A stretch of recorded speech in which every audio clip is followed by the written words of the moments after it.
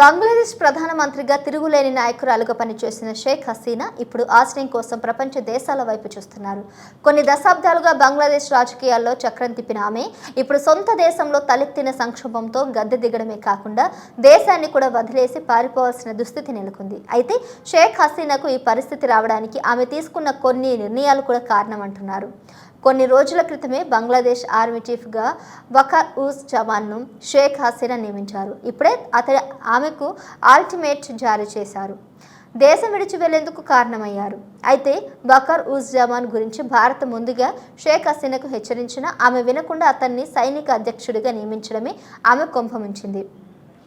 బంగ్లాదేశ్లో ప్రస్తుతం కొనసాగుతున్న అల్లర్లు విధ్వంసం వెనుక ఆర్మీ చీఫ్ వకార్ ఉజ్ జమాన్ ప్రధాన పాత్ర పోషించినట్లు తెలుస్తుంది. వకార్ ఉజ్ జమాన్ గురించి షేక్ హసీనాకు భారత్ ముందే హెచ్చరించినా ఆమె వినలేదని సమాచారం. రిజర్వేషన్లకు వ్యతిరేకంగా దేశవ్యాప్తంగా విద్యార్థులు చేపట్టిన ఆందోళనలు కాస్త తర్వాత రాజకీయ రంగు పులుముకున్నాయి. ఈ క్రమంలోనే ఆ ఆందోళనలకు ఆపలేక షేక్ హసీనా ప్రధాని పదవికి రాజీనామా చేసి పరారీ కావడంతో బంగ్లాదేశ్లో సైనిక పాలన వచ్చింది. Army chief general Waqar uz Zaman నేతృత్వంలో ప్రస్తుతం బంగ్లాదేశ్ పాలన కొనసాగుతుంది.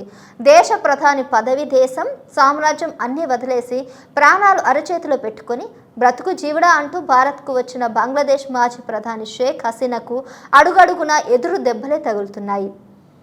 ఢాకాలోని ప్రధాని ప్యాలెస్ను ఆందోళనకారులు చుట్టుముట్టడం, 45 నిమిషాల్లో పదవికి రాజీనామా చేసి పారిపోవాలని బంగ్లాదేశ్ ఆర్మీ ఇచ్చిన అల్టిమేట్తో సోదరి షేక్ రెహానాలతో కలిసి భారత్కు ఆగమేఘాల మీద వచ్చిన షేక్ హసీనా ఢిల్లీ నుంచి లండన్కి వెళ్ళి అక్కడ స్థిరపడాలని నిర్ణయించుకున్నారు. ఈ క్రమంలోనే బ్రిటన్లో ఆశ్రయం కల్పించాలని అక్కడ ప్రభుత్వానికి విజ్ఞప్తి చేసుకున్నారు. అయితే తాజాగా ఈ విషయంపై స్పందించిన బ్రిటన్ ప్రతినిధి షేక్ హసీనాకు తలుపులు తెరిచిలేవని పేర్కొనడం తీవ్ర చర్చనీయాంశంగా మారింది. దీంతో షేక్ హసీనా మరికొంతకాలం భారత్లోనే ఉండనున్నారు. ఇక నిరసనలు తీవ్ర హింసాత్మకంగా మారడంతో వాటిని అణిచివేయాల్సిన సైన్యమే ప్రధానిపై తిరగబడింది. ప్రధానమంత్రి పదవికి రాజీనామా చేయాలంటూ షేక్ హసీనాకు సైన్యం హెచ్చరికలు జారీ చేయడంతో ఆమెకు మరో గత్యంతరం లేకుండా పారిపోయింది.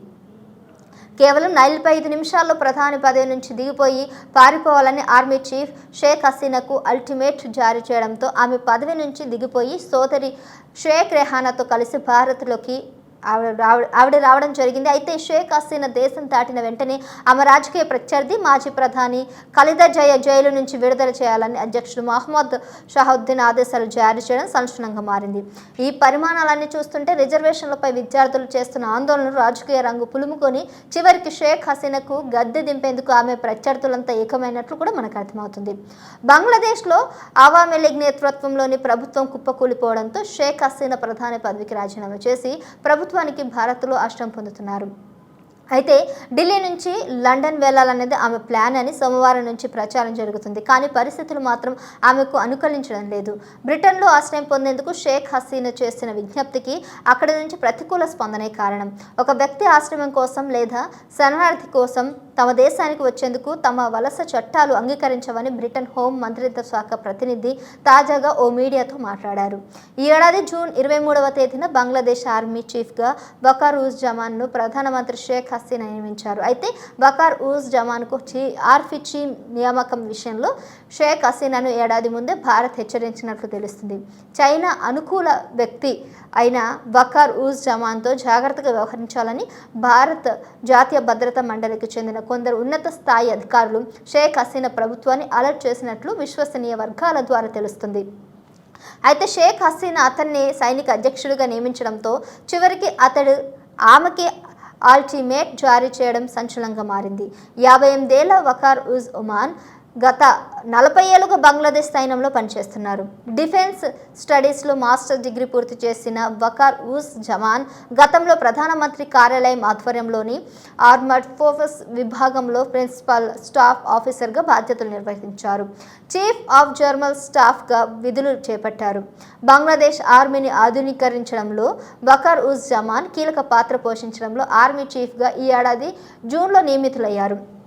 ఈ పదవిలో వకార్ ఉజ్ జమాన్ 3 ఏళ్ల పాటు పదవిలో ఉండనున్నారు. అయితే ఆర్మీ చీఫ్గా బాధ్యతలు చేపట్టిన నెల రోజులకే ప్రధాని షేక్ హసీనాను రాజీనామా చేయించి దేశం విడిచేలా వెళ్లడంతో కీలక పాత్ర పోషించారు. ఇక బంగ్లాదేశ్ ఆర్మీ మాజీ చీఫ్ ముస్తాఫిజుర్ రెహమాన్ కుమార్తెను వకార్ ఊస్ జమాన్ వివాహం చేసుకోగా షేక్ హసీనాకు ముస్తాఫిజుర్ రెహమాన్ వరుసకు మామ అవుతారు. ఏదైనా అవసరంలో ఉన్న వారికి రక్షణ కల్పించే విషయంలో బ్రిటన్కి ఎంతో మంచి రికార్డు ఉందని, ఎంతో మందికి అలా రక్షణ కల్పించినట్లు ఆయన తెలిపారు. అయితే ఆశ్రయం కోరుతూ లేదా తాత్కాలిక శరణార్థిగా ఒక వ్యక్తి యూకే వచ్చేందుకు అనుమతించేలా తమ వలస చట్టాల్లో ఎలాంటి నిబంధన లేదని స్పష్టం చేశారు. అంతర్జాతీయ రక్షణ కోరేవారు ప్రస్తుతం వారు ఉంటున్న సురక్షిత ప్రదేశంలోనే ఆశ్రయం పొందాలని, అదే వారి రక్షణకు అత్యంత సులభమైన మార్గమని మీడియాకు తెలిపారు. అంటే షేక్ హసీనా బ్రిటన్లో ఆశ్రయం పొందడం కంటే ఇప్పుడు ఉన్న భారత్లోనే ఆమె ఉండాలని పరోక్షంగా ఆయన వ్యాఖ్యలు చేశారన్నమాట. అయితే షేక్ హసీనా సోదరి Sheikh Rehana Britain పౌరురాలు.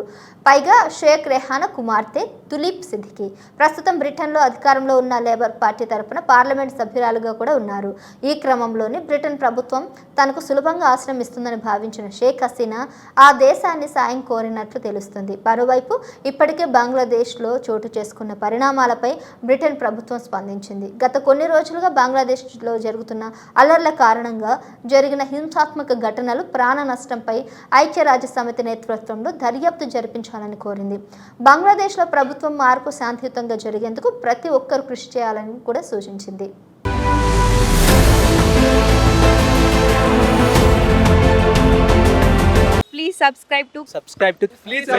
Please subscribe to KTV Telugu. KTV Telugu. KTV Telugu. KTV Telugu channel.